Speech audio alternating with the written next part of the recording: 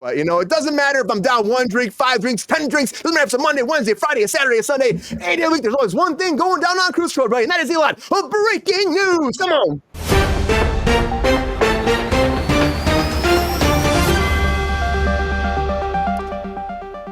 All right, the very first thing we'll talk about is Joker 2 because it's already coming to digital, guys. Already coming to digital. Yeah. Woo. You can rent it on all digital platforms October 29th. That's like 29 days since coming to theaters.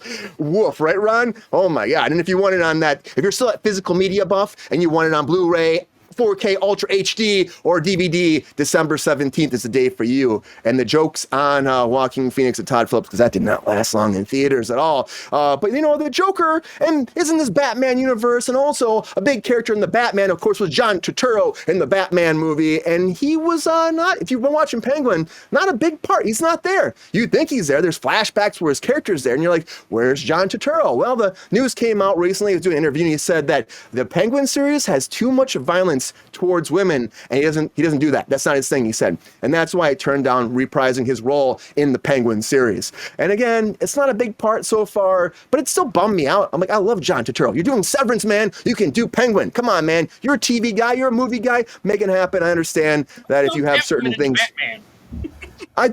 Right? Jordan, right. Come on. Let's give him one of these too. Come on, John Turturro. Come on, man. But, it happens. Actors make choices like this. I understand. But, the real person has to, apologize to women is Roman Polanski. And actually right now there's something coming forward where he has a tentative settlement where he reached with a lawsuit against a woman who he allegedly had a little sexual assault against back in like the 70s, which is crazy. But they've actually come to the 70s. Isn't that insane? They finally come to a settlement where he was sexually assaulted her in his home in the 1970s, where he gave her tequila at a restaurant and then brought her back home when she was a minor and got her drunk and then apparently harassed her sexually. And they have a conditional agreement coming forward, which will be out in October 14th. It just came out. So for me, it's like it's massive because he has so many things against him. He ran away. He's a fugitive, 90 years old. I hope that woman has some justice now based off this. I know touchy ghost, 100%, man. I hope that she's okay and that this is going to be a great settlement for her. And it's a big deal because all these things come forward and he probably will never get out. He'll never be back in the States. But people that are apparently maybe out soon, maybe in time for Christmas, is the Menendez brothers, everybody. Because our DA here in Los Angeles, today actually put something forward to say, hey, we're going to change the ruling on this. We're going to make it so the Menendez brothers might be able to get parole. That's the idea. Now, within the next month or so, they will go to a parole hearing and they'll actually find out if they will be released. But the idea is they might be out within weeks in time for Christmas because of this decision. And Gascon put this out. He said there's a lot of people that were for it, a lot of people against it. But after going back and forth, he feels that they should have a right to be released. So they're pushing it forward here in LA. We'll have to wait and find out. We'll keep you updated. But it sounds like the Menendez brothers will be home for Christmas this year. And somebody that will not be going to jail, everybody, of course, is Alec Baldwin. The Rust thing's been done for a while, but there's been rumblings about trying to retry him.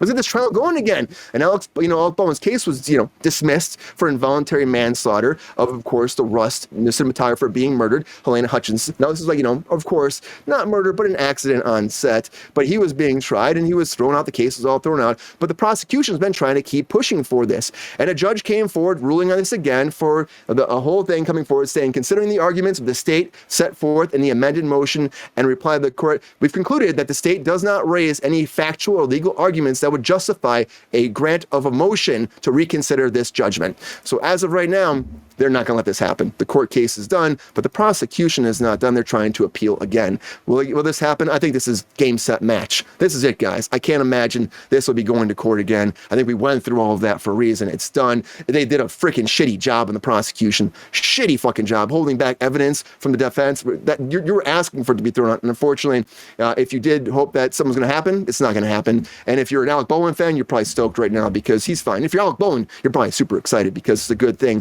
for him.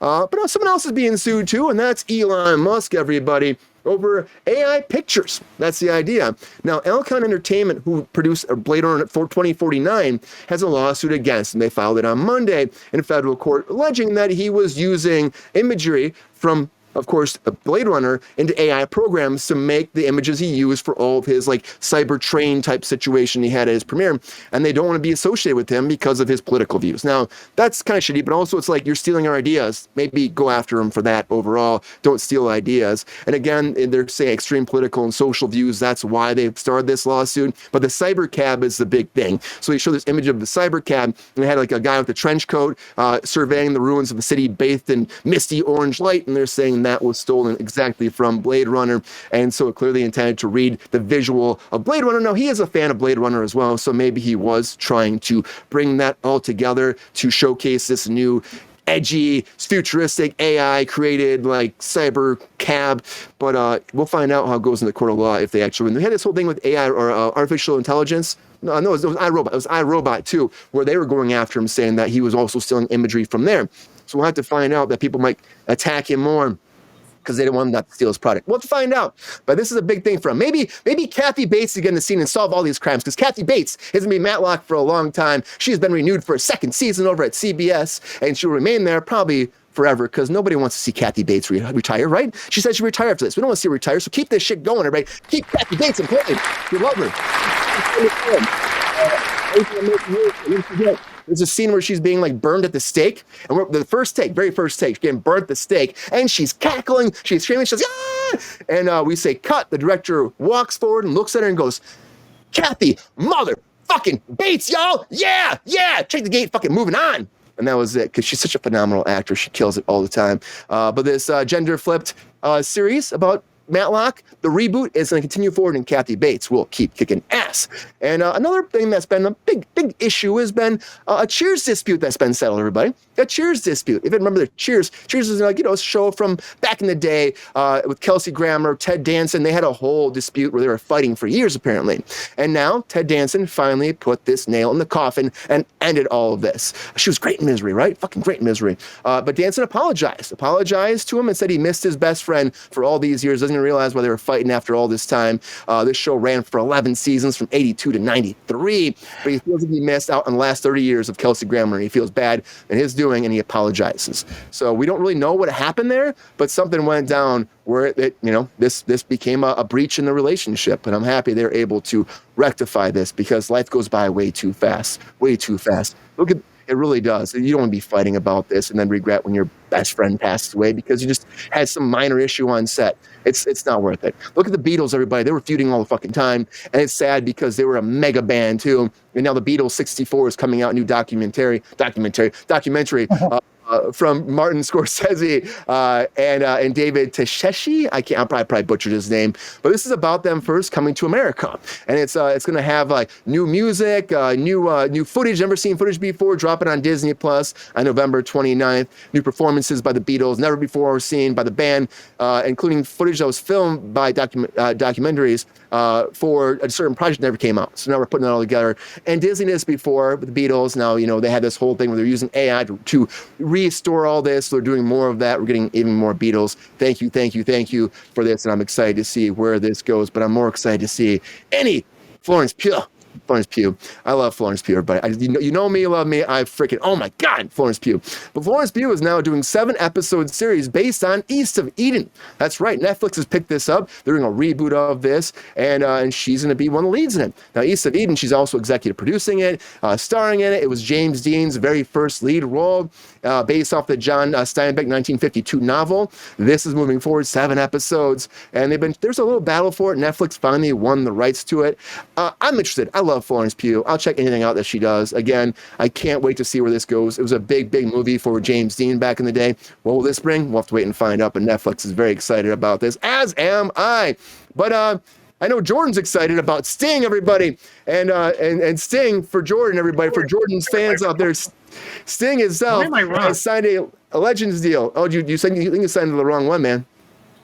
No, I keep getting kicked out. Somebody keeps trying to log into mine and kicking me out. It's you and Ron. You and Ron are battling it out right now. but you should be under your own. That's just weird that it says that you're Ron. Which one did you sign in under? The sea animals that you sent me. Yeah, Ron should be under the other one. If Ron kicks you out, I'll tell him. Or maybe we should text him. But Sting, everybody, is coming back. Legends deal, AEW, if you will. And if you love this wrestling fan, probably excited. Not wrestling, but he will be doing a lot of appearances and events and promotion for the company. So AEW, everybody. Sting, the Stinger himself, is coming back. But a lot